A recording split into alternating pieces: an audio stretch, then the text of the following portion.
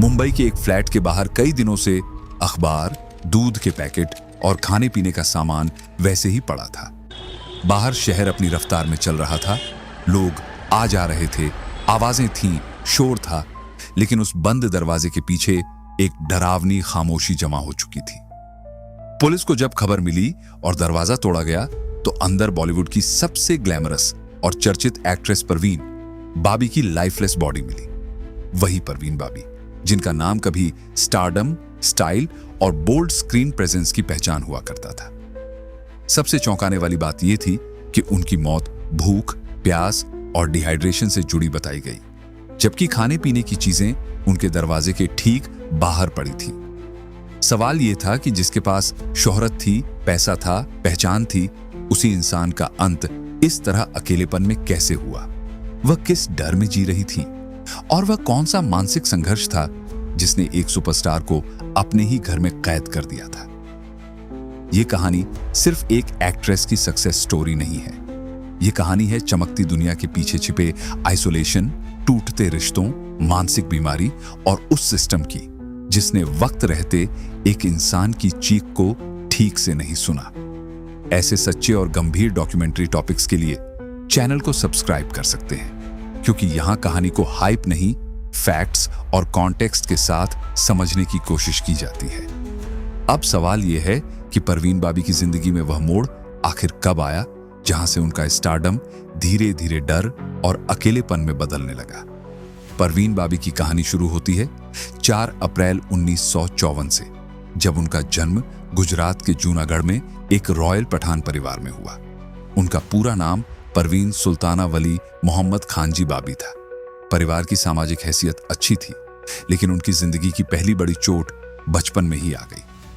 जब परवीन सिर्फ 4 साल की थी, उनके पिता वली मोहम्मद बाबी का कैंसर की वजह से निधन हो गया। पिता के जाने के बाद उनकी परवरिश की पूरी जिम्मेदारी उनकी मां पर आ गई। परवीन अपने माता पिता की इकलौती संतान थी। मां ने कोशिश की कि बेटी की जिंदगी में किसी चीज की कमी न रहे। परवीन बचपन से ही खूबसूरत और कॉन्फिडेंट पर्सनैलिटी वाली लड़की मानी जाती थी।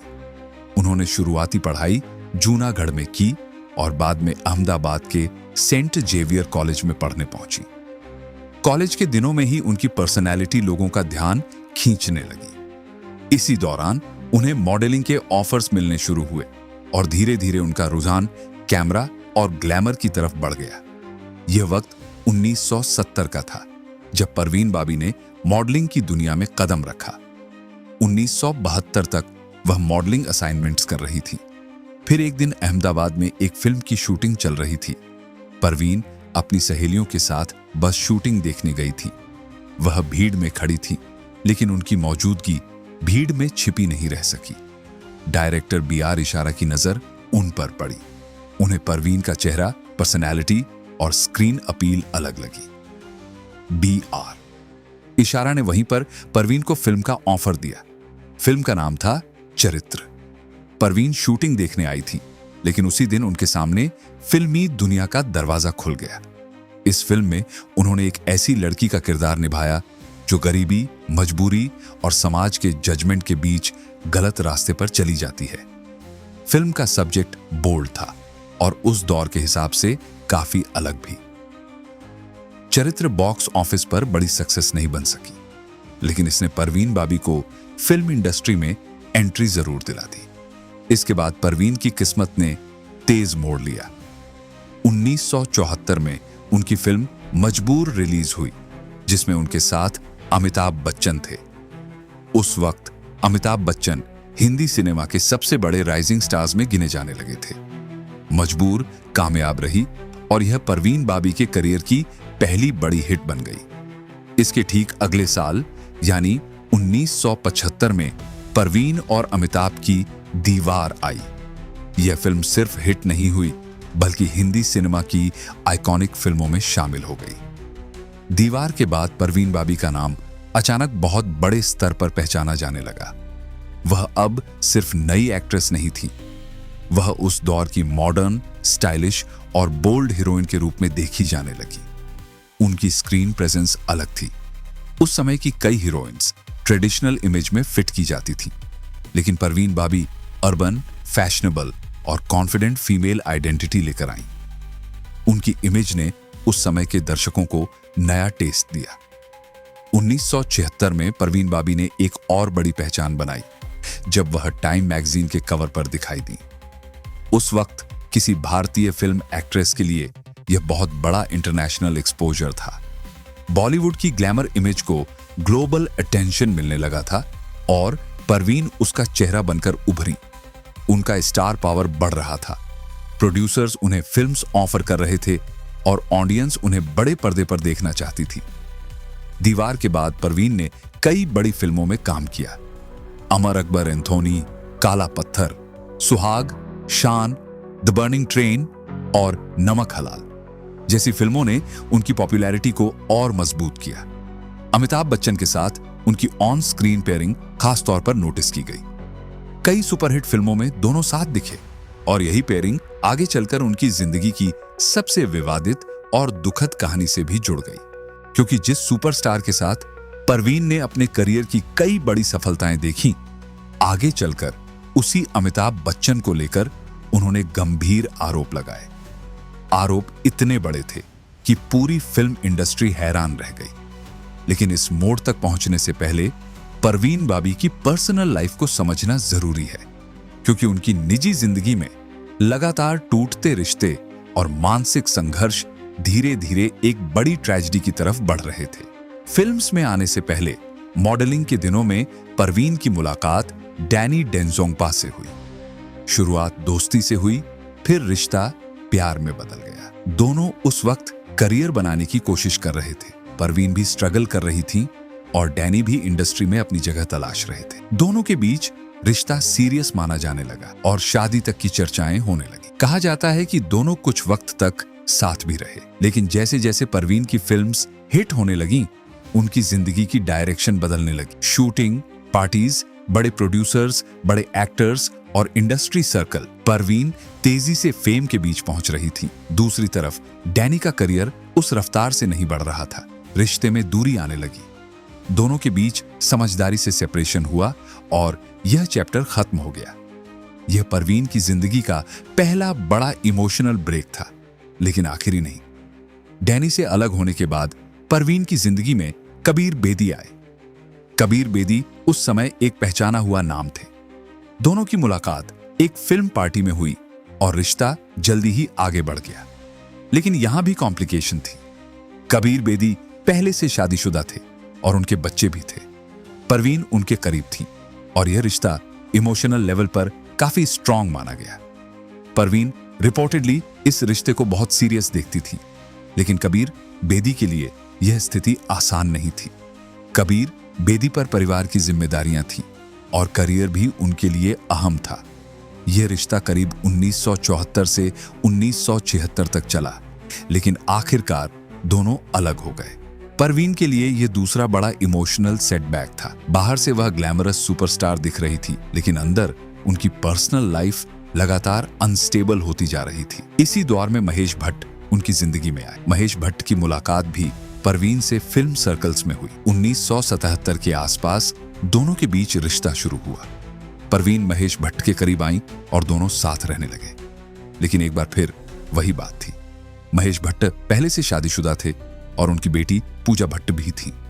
इसके बावजूद महेश भट्ट परवीन के साथ रहने लगे और दोनों का रिश्ता गहरा होता गया। कुछ वक्त तक सब सामान्य दिखा।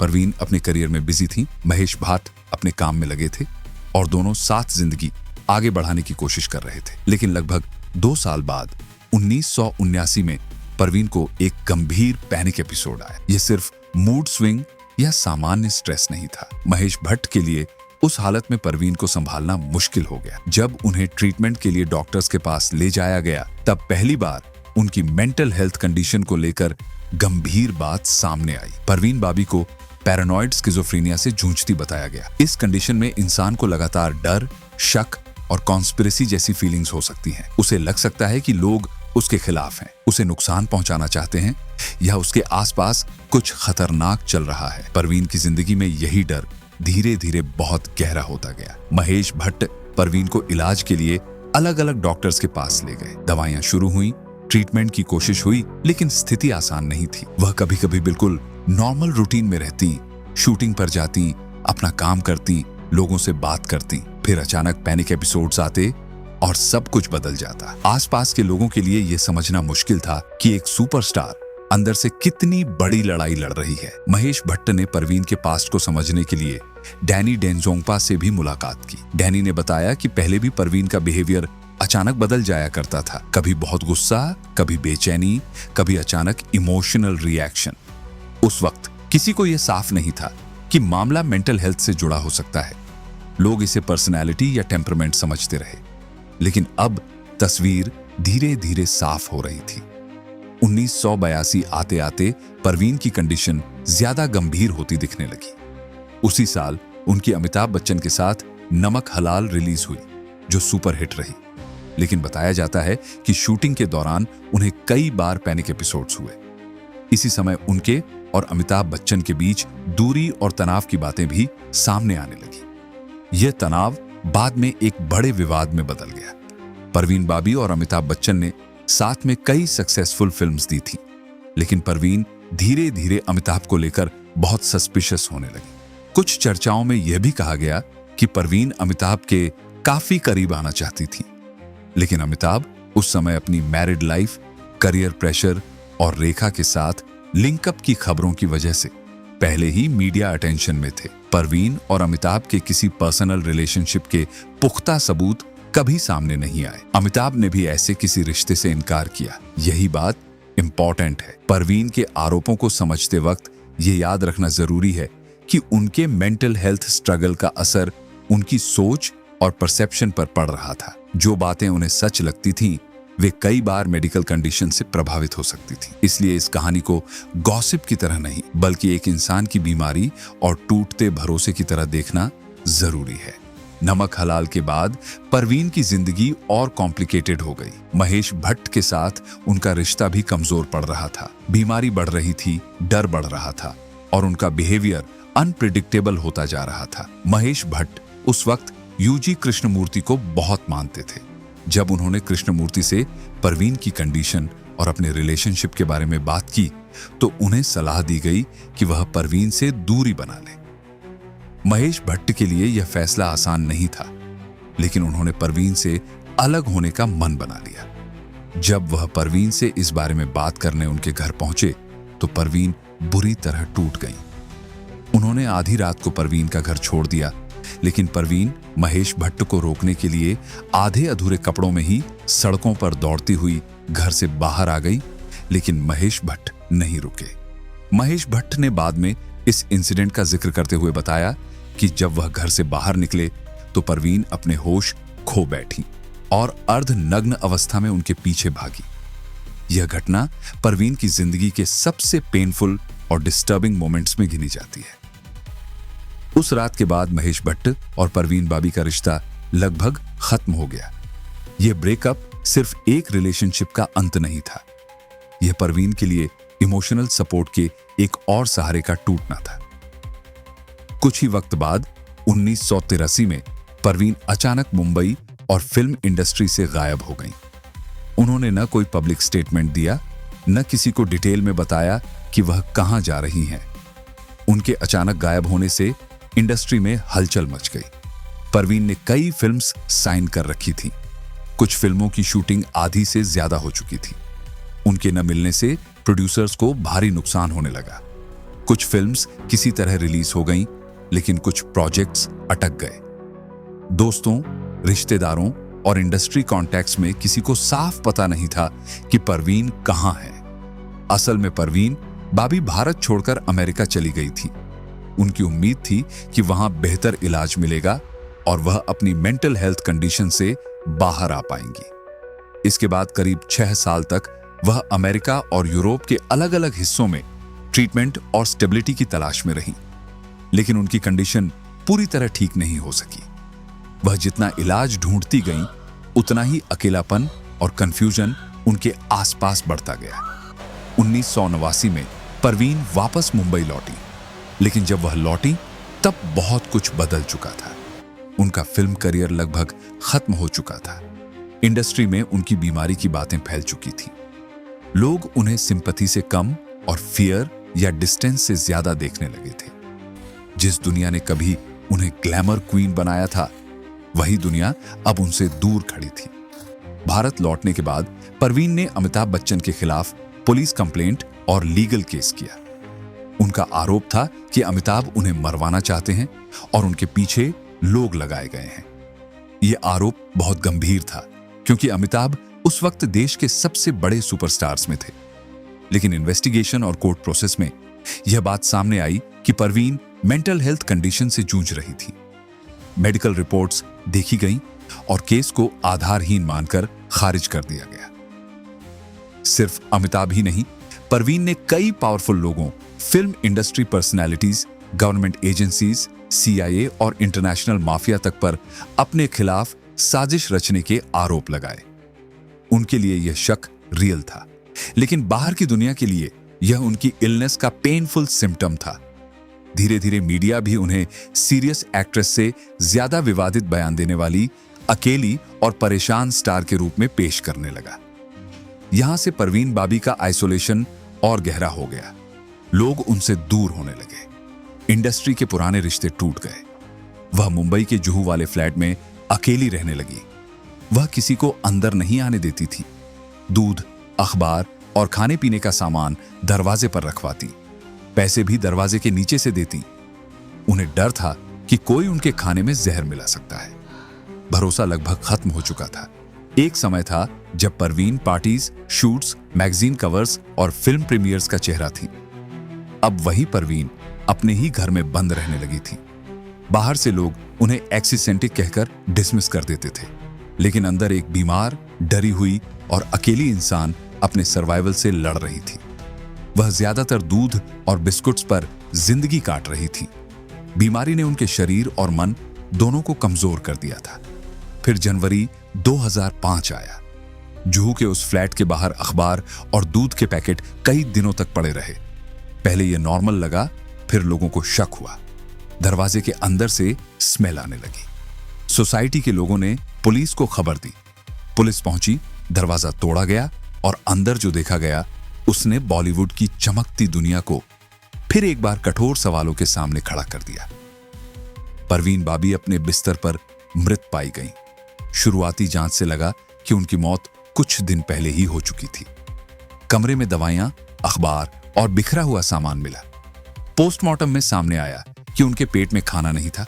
उनकी मौत डायबिटीज, स्टारवेशन और डिहाइड्रेशन से जुड़ी मानी गई। डॉक्टर्स ने यह भी माना कि शायद उनके शरीर में इतनी ताकत नहीं बची थी कि वह दरवाजे तक जाकर खाना उठा सके। सबसे दुखद विरोधाभास यही था। खाना दरवाजे के बाहर था, लेकिन परवीन उस तक पहुंच नहीं पाई। वह भूख और प्यास से गई, जबकि दुनिया उन्हें कभी सक्सेस, ब्यूटी और ग्लैमर की प्रतीक मानती थी। उनकी मौत की खबर इंडस्ट्री तक पहुंची। अफसोस जताया गया, लेकिन हॉस्पिटल में उनकी बॉडी क्लेम करने के लिए शुरुआत में कोई आगे नहीं आया। यह अकेलापन उनकी जिंदगी की सबसे पेनफुल सच्चाई बन गया। जब महेश भट्ट को पता चला कि परवीन बाबी की बॉडी अंतिम संस्कार के इंतजार में अकेली पड़ी है, तो वह आगे आए। उन्होंने उनके अंतिम संस्कार की जिम्मेदारी निभाई। महेश भट्ट और परवीन का रिश्ता टूट चुका था, लेकिन उनकी कहानी ने महेश भट्ट की क्रिएटिविटी पर गहरा असर छोड़ा। उनकी फिल्म अर्थ, जो 1982 में रिलीज हुई, उनके निजी अनुभवों से इंस्पायर्ड मानी जाती है। परवीन बाबी की जिंदगी एक रेयर कॉन्ट्रडिक्शन थी। बड़े पर्दे पर वह फ्रीडम, ग्लैमर और कॉन्फिडेंस की इमेज थी। असल जिंदगी में वह डर, सस्पिशन, ब्रोकन रिलेशनशिप्स और इलनेस से जूझ रही थी। उनके पास नाम था, पैसा था, फेम था, लेकिन आखिरी वक्त में कंपेनियनशिप नहीं थी। उनकी ट्रेजेडी सिर्फ पर्सनल फेलियर नहीं थी, यह उस दौर की भी कहानी है जब मेंटल हेल्थ को समझने की जगह अक्सर छिपाया, मजाक बनाया या इग्नोर किया जाता था। सब कुछ होते हुए भी आखिरी वक्त में उनके पास कोई नहीं था। परवीन बाबी चली गईं, लेकिन उनकी कहानी आज भी कई सवाल छोड़ती है। क्या फिल्म इंडस्ट्री ने उनके मेंटल हेल्थ स्ट्रगल को वक्त रहते गंभीरता से लिया होता तो उनकी जिंदगी का अंत अलग हो सकता था? आप क्या सोचते हैं? कमेंट करके जरूर बताइए। अगर ये डॉक्यूमेंट्री आपको मीनिंगफुल लगी तो वीडियो को लाइक करें, शेयर करें और चैनल को सब्सक्राइब करें ताकि ऐसी सीरियस और फैक्ट बेस्ड स्टोरीज और लोगों तक पहुंच सकें।